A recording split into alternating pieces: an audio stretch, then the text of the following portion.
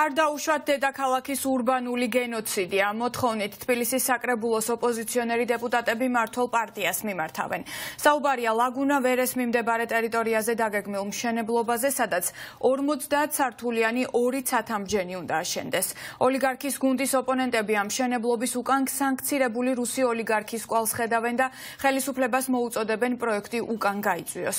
საკრებულო ცათამბჯენების პროექტს ხვალ დილას ურბანული კომისიის სხდომაზე განიხილავს, რას აპირებს ოპოზიცია და რა საფრთხეებს ხედავენ ამ მშენებლობაში. ნინო გიგაურმა მოისმინა განცხადებები და ახლა ის შემოგვიერთდება პირდაპირ ეთერში. დიახ, თათია, ოპოზიციას ორი მიმართულებით აქვს ბრალდებები და ჩვენ ორი მიმართულებით ვისმენდით მათ ბრალდებებს დღეს მმართველი გუნდის მისამართით. პირველი ეს შეეხება თავად იმ პროექტს, რომელზეც იყო საუბარი. ეს არის ორი მასშტაბური ცათამბჯენი, რომელიც უნდა აშენდეს თბილისის ცენტრში, ისტორიულ ნაწილში. საუბარი არის ერთ 42 სართულიან შენობაზე და ერთ 50 სართულიან შენობაზე. დაახლოებით 215 მეტრის იქნება ეს შენობები და ამ პროექტთან დაკავშირებით დღეს ოპოზიცია ამბობდა, რომ არაერთი მიმართულებით შეიქმნება პრობლემა. პირველ რიგში ის ეწინააღმდეგება გენგეგმას, დამტკიცებულ გენგეგმას თბილისის განაშენიანების შესახებ, ასევე ისტორიულ ნაწილს დაამახინჯებს და ამის გამოსწორება შემდგომ უკვე შეუძლებელი იქნება. ასევე ეს პროექტი და მშენებლობა უნდა დაიწყოს დამტკიცების შემთხვევაში ვერეს ხეობის მიმდებარე ტერიტორიაზე და შესაბამისად ამ მიმართულებითაც გარკვეულ რისკებს ხედავენ ოპოზიციის წარმომადგენლები და კიდევ ერთი პრობლემა, რაც შეიძლება შექმნას ამ პროექტის განხორციელებამ, ეს არის სატრანსპორტო კოლაფსი. შესაძლებელია, რომ სატრანსპორტო კოლაფსიც გამოიწვიოს. მეორე მიმართულება, რაზეც საუბრობდა დღეს ოპოზიცია, ეს არის უკვე კორუფცია.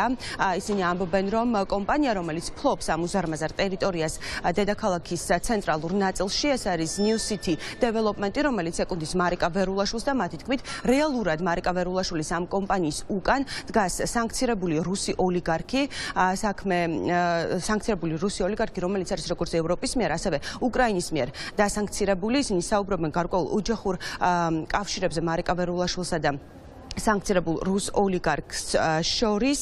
ამბობენ, რომ მარიკა ვერულაშვილის სიძე არის სწორედ ალექსანდრე აბრამოვის შვილი და შესაბამისად ქართულ ოცნებასთან აი ამ ჭიდრო კავშირის გამო მათ აქვთ ეჭვი, რომ ეს საეჭვო პროექტი შესაძლებელია, რომ დამტკიცდეს. რაც ეხება პასუხს ქართული ოცნებად როგორ პასუხობდა დღეს ოპოზიციის ამ ბრალდებებს, დღეს ურბანული კომისიის თავმჯდომარე ჩვენთან საუბარში ამბობდა, რომ ყველანაირი კომისიის დასკვნები აქვს აი ამ პროექტს, მაგალითად გეოლოგიური დასკვნა, ასევე ისტორიული საბჭოს დადებითი რეკომენდაცია აქვს და რაც ეხება უკვე კორუფციის მიმართულებით ბრალდებებს, დღეს რეზი სოხაძე ამბობდა, რომ ისინი არ ინტერესდებიან, ვინ არის კომპანიის მფლობელი ან ვინ ახორციელებს მშენებლობას. მათთვის მნიშვნელოვანი არის ის, რომ კანონიერად მიმდინარეობდეს ეს მშენებლობა.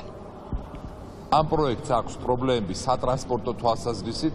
თქვენ იცით, რომ გმირთა მოედანი დღის ნებისმიერ მონაკვეთში არის უკიდურესად გადატვირთული და აქ ამ მოცულობის მშენებლობის წარმოება არის უბრალოდ დაუშვებელი.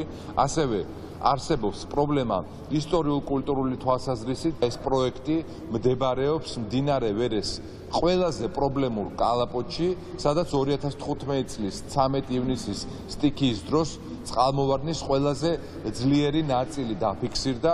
შესაბამისად, ნებისმიერი მშენებლობა ამ ტერიტორიაზე არის უბრალოდ უდიდესი რისკების შემცველი, მაგრამ ეს რისკები არ აინტერესებს კალაძეს, არ აინტერესებს დივანიშვილს. ბატონო ბიძინა, ბატონო კახი, თქვენ ხართ ადამიანები, რომლებიც იწუნებდით მშვიდობის ხიდს და ხელისუფლებაში მოსვლისთანავე გინდოდათ, რომ დემონტაჟი გაგეხორციელებინათ აღნიშნული ხიდის. ეხლა რაც თქვენთვის და თქვენი ხელმოწერით ხდება, ასევე ყოველდღიურად ინგრევა და ნადგურდება, კვდება დედაქალაქის ისტორიული ნაწილი. თუ თბილისი პანორამას მშენებლობით, თუ თქვენი ხელმოწერებით, ბატონო კახი, მოგწონთ ეს ყველაფერი? ეს პროექტი ისევე როგორც გეგმარებითი დავალების ეტაპზე მიგოჩნია, რომ არის ძალიან მნიშვნელოვანი იმისთვის, რომ ქალაქში განხორციელდეს. ვფიქრობთ, რომ არანაირი რისკის შემცველი ეს რა თქმა უნდა არ არის და ამის ყველანაირი მასალა არსებობს და წარმოდგენილი არის შესაბამისი დოკუმენტაცია. დამატებით კიდევ იქნება სხვა დოკუმენტაცია წარმოდგენილი უკვე არქიტექტურული პროექტის შეთანხმების ეტაპზე და შესაბამისად ჩვენ მე იმედი მაქვს, რომ ხვალ კომისიას და საკრებულოს სხდომას დადებით რეკომენდაციას მიცემს ამ პროექტს. ხვალ დილისაცაძე საკრებულოში ურბანული კომისიის ხდომა არის ჩანიშნული და სწორედ ამ ხდომაზე უნდა განიხილონ ეს საკითხი და გადაწყდეს დამტკიცდება თუ არა ეს მასშტაბური პროექტი. ოპოზიცია კი დღეს მოუწოდებდა ქართულ ოცნებას მმართველ გუნდს, რომ არ მისცენ საშუალება დამტკიცდეს ეს პროექტი, გაიწვიონ პროექტი უკან, რადგან პროექტი არაერთი მიმართულებით შექმნის დედაქალაქში პრობლემას.